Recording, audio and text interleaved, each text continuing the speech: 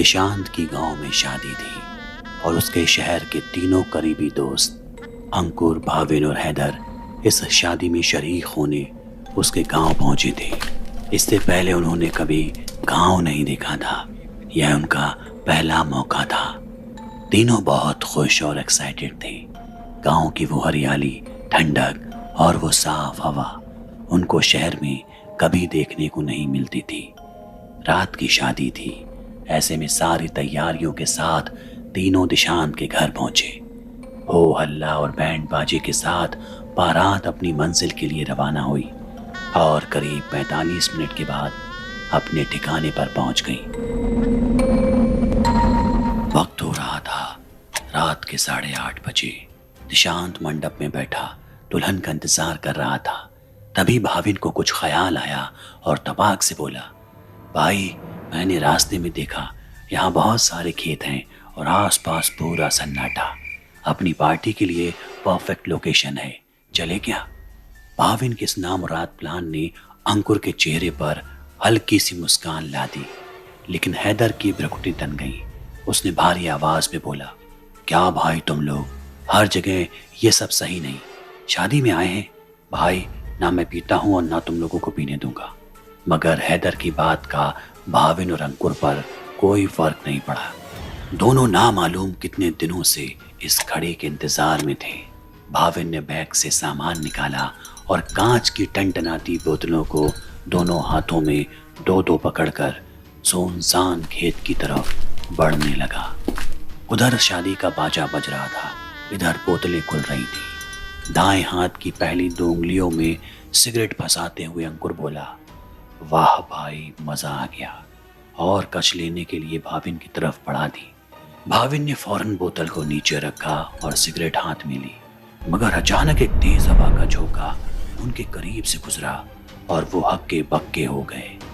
खुद को संभालते ही पहली नजर उनकी शराब की टूटी हुई कांच की एक बोतल पर पड़ी और दूसरी खेत की मेड़ पर उनसे बचकर भागते एक आदमी पर। भाविन बोला, यही है साला, पकड़ो, हमारी पार्टी पर बात करने आया है। ये कहते हुए भाविन और अंकुर उस आदमी की तरफ दौड़ पड़े। यहाँ हैदर चिल्लाया, मत जाओ भाई, कोई गांव वाला होगा। मगर तब तक बहुत देर हो चुकी थी। वो दोनों हैदर की नजरों से ओझल हो गए। हैदर भी भागा, लेकिन अंधेरे ने उसे पछाड़ दिया। अब उसकी ये दौड़ तुक्के की थी। ये रास्ता कहाँ जा रहा था कोई अंदाजा नहीं। बस फिक्र थी कि वो अपने दोस्तों के करीब सही सलामत पहुंच जाए।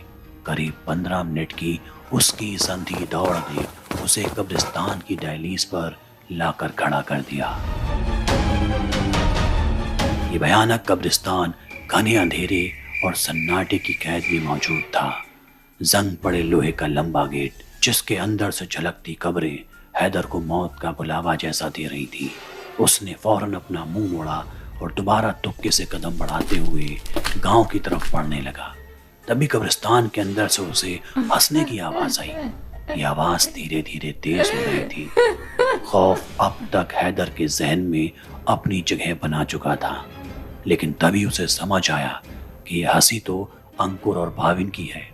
वो कब्रिस्तान के बाहर से चिल्लाया, भाई, तुम लोग अंदर हो, बाहर आ जाओ, इतनी रात गए, अंदर यूं बैठना ठीक नहीं। कब्रिस्तान के गेट से चीखते हैदर की आवाज का उन दोनों पर कोई फर्क नहीं पड़ा।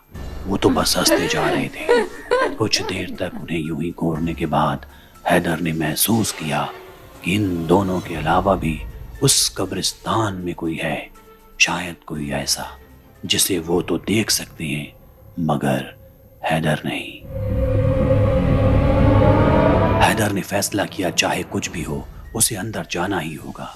वो दरवाजे की तरफ बढ़ा और उस पर चढ़ने लगा। उसके हर एक उठते कदम के साथ गेट अजीब सी चुभन भरी आवाज निकालता। कालिक से सनी इस रात ने उसे नामालूम किस मंजर में फंसा दिया था।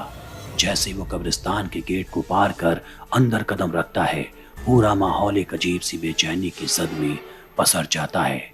वो अपनी सांसों को थामकर एक एक कदम गिनती से अंकुर और भाविन की तरफ बढ़ता जा रहा था और कुछ मीटर की दूरी पार करते ही वो उनके बेहद नजदीक पहुंच गया। हैदर को दोबारा अपने करीब देख भाविन बोला, कहाँ चला गया था भाई? तुझे ही ढूंढ रहे थे। ये देख हमारे साथ कौन है। निशांत का चचेरा भाई धीरज। उनकी ये बात सुनते ही हैदर बुरी तरह घबरा गया। उसे याद था कि धीरज की पिछले महीने ही सड़क हादसे में मौत हो चुकी है। ऐसे में वो यहाँ कैसे वापस आ सकता है। ये रात और भी ज्यादा राज अपने अंदर समाये थी, जो हैदर के लिए हर बीतते क्षण के साथ काटना मुश्किल होता जा रहा था। हैदर ने भाविन और अंकुर को समझाने की लाख कोशिश की, मगर वो कब्रिस्तान से बाहर जाने को तैयार नहीं थे और ना ही हैदर को जाने की इजाजत थी। हैदर की लाख कोशिशों के बावजूद उसे उस डर के साए में अब पूरी रात गुजारनी थी। उसने वहां एक कब्र का कोना पकड़ा और पीठ टिकाकर बैठ गया। यहाँ अंकुर, भाविन और दिशांत का वो चचेरा भाई धीरज पूरी रात बातें करते रहे। इस बीच हैदर ने कई दफा धीरज को गौर से देखा और हर बार ही उसकी आंखों में एक अजीब सी बेचैनी महसूस हुई। वक्त बीतता गया और उसी डर के साए में हैदर की आंख लग गई। अगली सुबह जब हैदर की आंख खुली तो उसका दोस्त दिशांत उसको उठा रहा था। उसके आसपास काफी भीड़ मौजूद थी जो उसे घूर रही थी। ये कौन लोग थे और उसे ऐसे क्यों देख रहे थे? यही पता लगाने के लिए हैदर उठकर बैठा और पूछने लगा, क्या हुआ? सबके चेहरे पर एक अजीब सी खामोशी छाई हुई थी। उसका दोस्त दिशांत उसके कंधे पर सिर रखकर रोने लगा और बोला, तू जिंदा है? हैदर इस सवाल को सुनकर हैरत में था। आखिर दिशांत ने यह क्यों पूछा? तभी उसे पता चला कि उसके बाकी दो दोस्त भाविन और अंकुर की लाशें कब्रिस्तान से करीब 1 किलोमीटर दूर आधी दफन हालत में मिली हैं। दिशांत ने उससे पूछा कि क्या वो बता सकता है कि कल रात आखिर क्या हुआ था। हैदर कल रात के एक एक मंजर को सोचने की कोशिश करने लगा।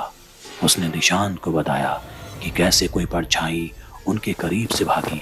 अंकुर और भाविन ने उसका पीछा किया। हैदर को वो तीनों कब्रिस्तान में जिंदा मिले और सुबह उनकी मौत की खबर सामने आई। हो न हो उनकी मौत के पीछे की वजह वो परछाई थी, और हो न हो शायद कल की रात उसने 3 मरे हुए लोगों के साथ रात गुजारी।